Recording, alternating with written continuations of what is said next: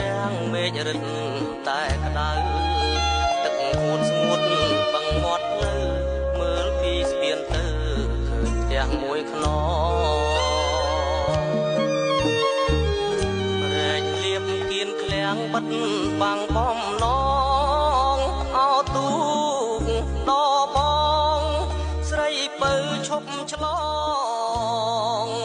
បងសែនរីងរៃស្ពានជ្រោយចង់វ៉ាប្រហាខ្ញុំហើយទូកដឥតត្រើយដូចតន់បងអើយមិនได้អូនដោះដៃ